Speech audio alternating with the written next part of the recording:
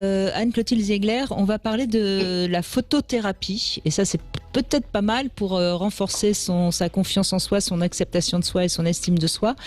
Et c'est un photographe, évidemment, qui va nous en parler. C'est Jean Maot qui est avec nous. Bonjour, Jean Maot. Bonjour Brigitte. Alors, vous êtes photographe et vous êtes créateur de cette photothérapie. Alors, ça consiste, eh bien, pour les femmes, justement, à travailler sur l'estime de soi, la confiance en soi, à travers donc des photos. Hein.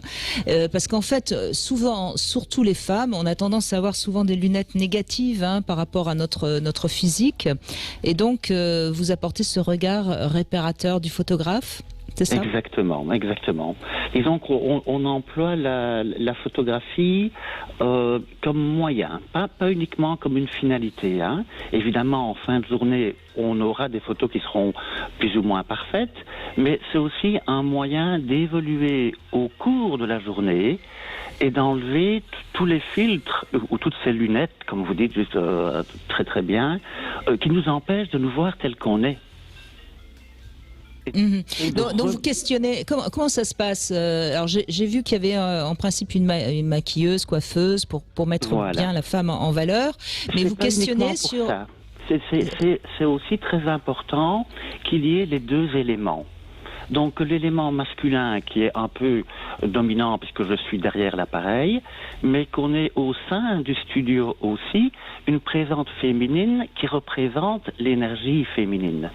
Que ce ne soit pas une vision uniquement masculine de la femme. Oui, donc, pour qu'on soit vraiment dans l'estime de soi et non pas dans l'attirance que pourrait... Voilà. C'est très important qu'il n'y ait pas de transfert, comme on dit en psychologie. Hein. Donc il faut vraiment que cette personne comprenne qu'elle a tout droit de retrouver l'estime d'elle-même, indépendamment du reste, que ce soit un homme, que ce soit une femme, qu'on soit dehors, qu'on soit à l'intérieur, qu'elle soit bien habillée, qu'elle ne soit pas mal habillée. Il faut que cette estime puisse être disponible à tout moment, sans qu'il y ait de conditions bien spécifiques, comme être devant un homme, par exemple. Alors, est-ce que vous questionnez sur ce que la femme aime ou pas de son physique pour justement essayer de... Non, en fait, du tout. Je crois que c'est vraiment la beauté de la photothérapie, c'est qu'on n'est pas obligé de passer par le verbal. Le verbal s'adresse beaucoup plus à Anne-Clotilde, par exemple, qui a l'expérience, qui a fait les études pour pouvoir interpréter les paroles de quelqu'un. Un photographe, moi je n'ai pas l'étude pour. On pourrait me raconter des bobards, je ne saurais pas savoir si c'est vrai ou si c'est faux. Donc je crois que la photo est suffisamment forte en elle-même que pour passer au-dessus du verbal, et aussi, probablement que 50% des dames qui viennent chez moi viennent de la part d'un psychologue, qui eux font déjà le travail verbal. Donc moi, je peux passer au-dessus de ça. Mais vous le repérez, j'imagine. Voilà, exactement. Donc voilà. Vous sentez quand la femme tout doucement se libère devant votre objectif, je suppose. Voilà, il faut exactement. On l'accueille déjà dans un studio qui est un studio de lumière naturelle, donc il n'y a pas d'agressivité d'un flash. On est pratiquement au milieu de la nature.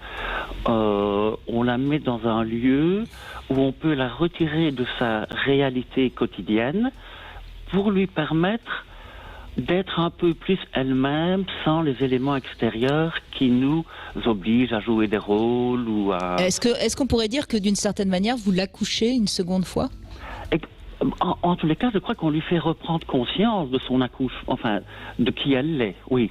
Parce que je crois que une partie de la vie fait qu'on oublie un peu qui on est, parce qu'on a des responsabilités, parce qu'on est maman, ou parce que ceci, ou parce que cela, ou l'éducation qu'on a reçue. Et ça permet justement de se recontacter à ce petit être qu'on met parfois en veilleuse.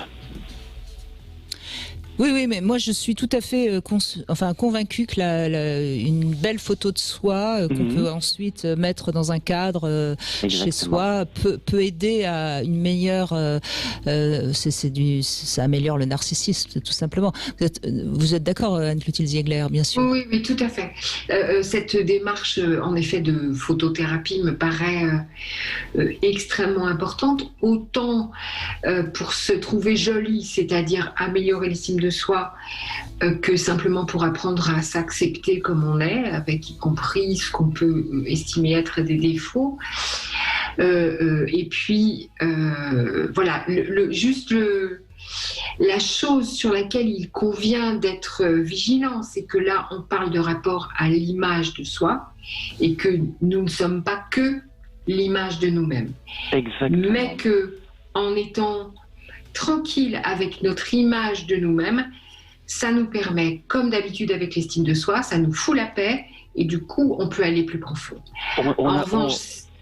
Oui, pardon. Oui. Je vous en prie. On libère de l'énergie, en fait.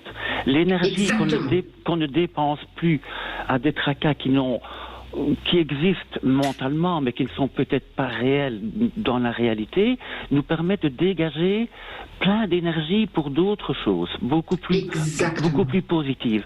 Mais ce que je voudrais dire, c'est que les photos qu'on fait, en fait, c'est plutôt le moyen que la finalité. Nos photos ne sont pas retouchées. Il n'y a pas de décor. Il n'y a pas de stylisme. Et donc certaines personnes ne vont même pas demander une copie des photos.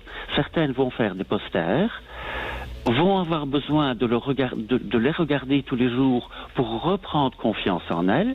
Et par contre, d'autres personnes vont avoir très peu d'intérêt pour les photos parce qu'elles vont vous dire ça va, j'ai compris, je n'ai même plus besoin des photos. Parce que là, c'est plutôt l'expérience de la journée qui est plus efficace que la photo en elle-même.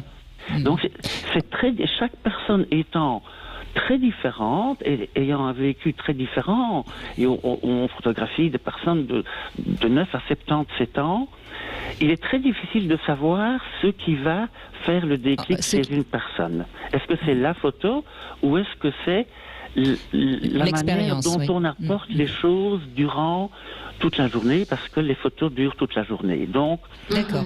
Merci en tout cas, Jean Mahot, de nous avoir parlé de la photothérapie. Si ça vous intéresse, vous retrouverez bien sûr sur sudradio.fr tout cela, et comme ça, peut-être que ça vous donnera envie de tenter l'expérience.